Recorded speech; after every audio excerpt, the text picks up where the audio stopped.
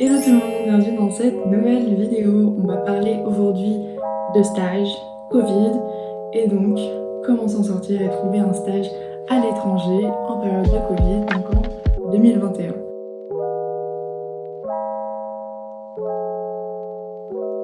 Même si c'est un peu compliqué de partir en stage en période de pandémie, surtout si c'est à l'étranger, c'est vrai que c'est pas impossible. Je suis la preuve vivante que c'est tout à fait possible, et même attention de trouver un CDI. Donc voilà, aujourd'hui je vais vous donner tous mes conseils pour vous en sortir, trouver, réussir et enfin partir. Donc déjà, est-ce qu'on peut partir où on veut pour un stage? Eh bien tout simplement, non, clairement pas. Très honnêtement, pour éviter tout risque, moi je vous conseille sincèrement de rester en Europe. Ça peut paraître pas très glam, mais je vous assure qu'il y a des destinations incroyables. Et tout simplement, moi je suis partie à Prague et en Allemagne, honnêtement, j'ai kiffé.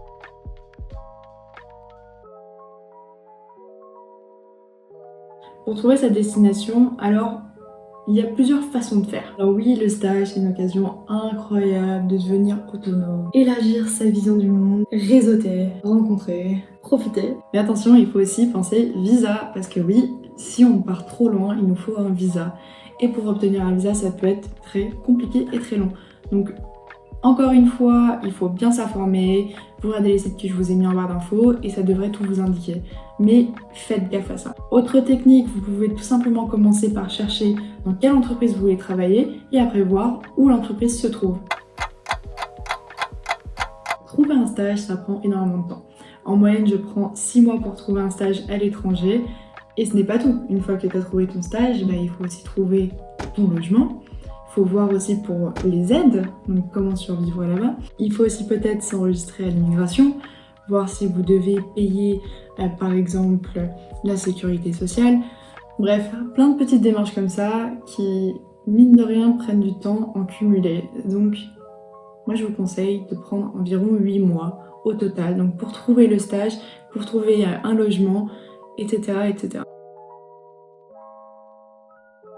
On va rentrer dans le dur, on va parler du CV, parce que c'est grâce au CV que vous allez décrocher votre stage ou non. Alors il faut un CV vraiment accrocheur, fluide, simple, pas trop long s'il vous plaît. Les CV 3 pages, ça tège. Ça tège, on n'en veut pas, non. Nous on veut une page, on veut que ce soit clair, on veut que ça te reflète. Alors un CV à ton image, attention, il faut pas faire n'importe quoi. Si tu vas travailler dans la finance, admettons, tu vas pas faire un CV de toutes les couleurs. Non, il faut que ce soit à ton image, mais aussi que ce soit à l'image du secteur que tu vas intégrer. Si tu veux faire de la finance, on évite les CV un peu trop extravagants. Par contre, si tu fais de la com, par exemple, là, tu peux un peu plus t'amuser. Bon, évidemment, il ne faut pas que ce soit un Picasso, ton CV. Il faut que ce soit lisible. Attention, parce que j'en vois beaucoup des CV qui défilent sur LinkedIn. Et honnêtement, c'est pas parce que c'est stylé que c'est facile à lire et que ça donne envie de lire. Donc en haut, on va mettre une petite phrase qui va expliquer qui tu es et ce que tu recherches. En deuxième partie, tu vas mettre donc ton expérience professionnelle ou tes expériences professionnelles. Ensuite, ton éducation, donc ton diplôme et ce que tu as fait avant, donc école, université et lycée. Si tu as eu une très bonne note par exemple au bac ou que tu as eu un diplôme avec une note incroyable, tu le notes. Ensuite, les langues étrangères que tu parles. Attention, si tu pars en stage à l'étranger, c'est vraiment très recommandé de parler anglais, au moins anglais. You can do what we want to do. Et enfin, dernière partie, tes loisirs. Pour qu'ils ne soient pas juste face à des expériences professionnelles et quelqu'un qui essaye de te vendre, mais aussi qui rentre un peu plus dans la personne que tu es au fond, parce que ça va être tes collègues. Donc c'est bien de les impressionner, de leur montrer un peu tes skills et tes compétences, et qu'ils se disent j'ai envie de travailler avec cette personne, quoi, elle a l'air stylée. Donc voilà, donc le CV, c'est une page pour impressionner. Ensuite vient la lettre de motivation. Alors attention, spoiler alerte, je vais pas vous mentir, mais j'envoie pratiquement tout le temps la même lettre de motivation à quelque chose près.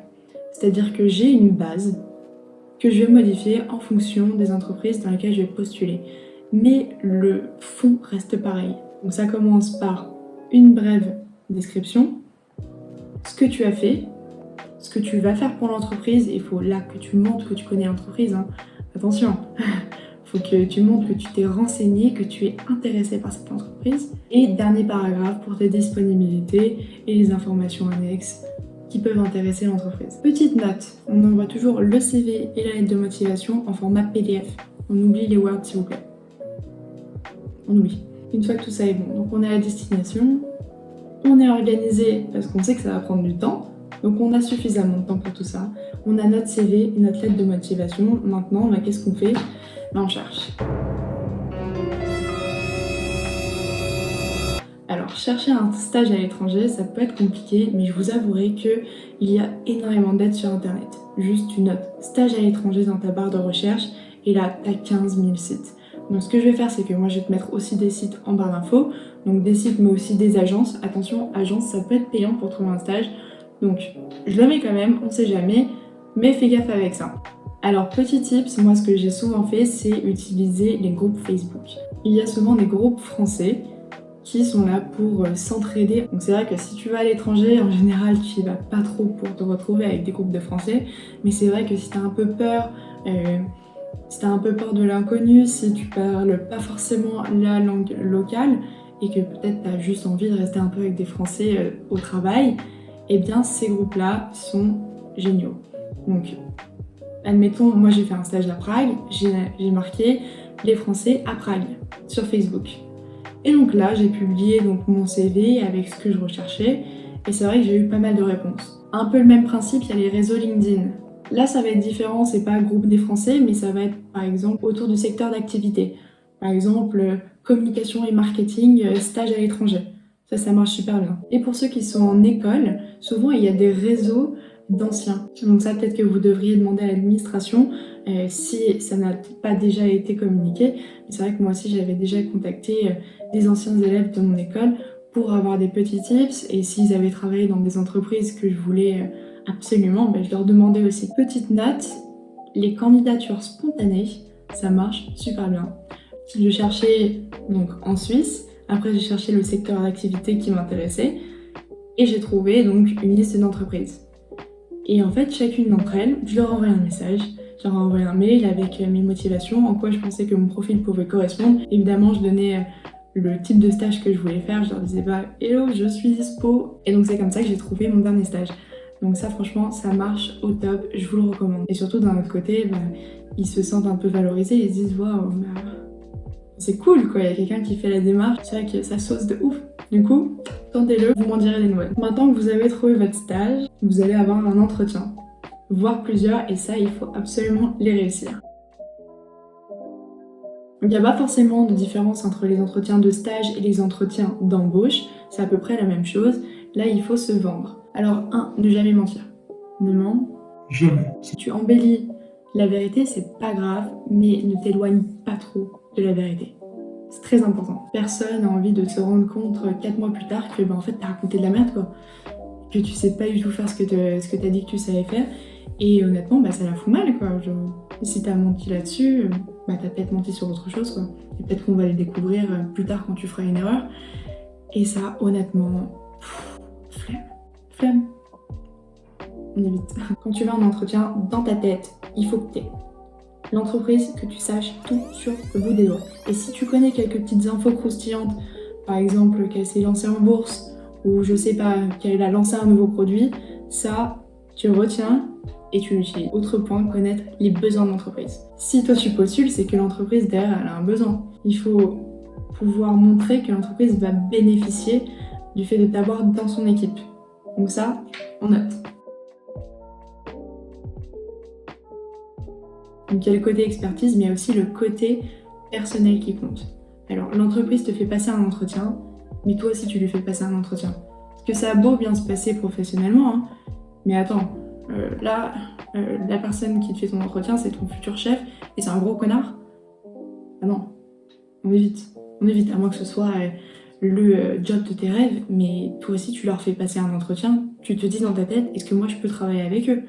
Ah oui, parce que ça va dans les deux sens, c'est un entretien pour les deux. Ça, faut pas oublier, faut pas te dévaloriser. T'es pas un petit stagiaire de merde qui a fait imprimante. Ah non. Là, c'est une expérience qui va sûrement t'apprendre et accroître tes connaissances. Donc il faut en prendre le maximum et il faut y aller de manière positive. Si tu sais que tes collègues, c'est des putains de merdeux, on évite. Honnêtement, le stress, c'est bon, flemme. Et la dernière partie qui vous intéresse sûrement le plus, c'est financer son départ à l'étranger. Alors oui, souvent les stages, on va pas se mentir, c'est pas payé. Ouais, c'est pas payé. C'est pas impossible à faire, mais bon, ça vaut l'eau. Vous pouvez obtenir des bourses en fonction de votre revenu et d'autres critères, mais c'est vrai que parfois, la meilleure idée, ce serait de cumuler le stage avec un autre petit emploi.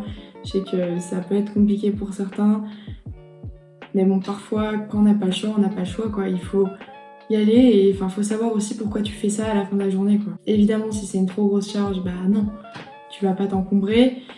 Mais si tu peux le faire, si franchement t'en as envie et t'as la motivation, t'y vas quoi.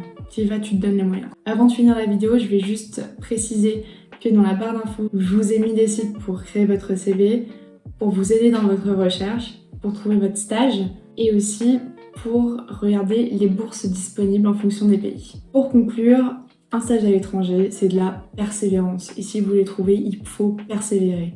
Avec la période actuelle, c'est pas impossible de trouver un stage, mais il faut s'accrocher. Donc, je vous fais confiance. Dites-moi en commentaire si vous avez prévu de partir en stage, quelles sont vos destinations. En tout cas, j'espère que cette vidéo vous a plu. Si vous avez aimé ce contenu, si vous voulez voir d'autres contenus, vous mettez tout en commentaire, vous vous abonnez et à la prochaine!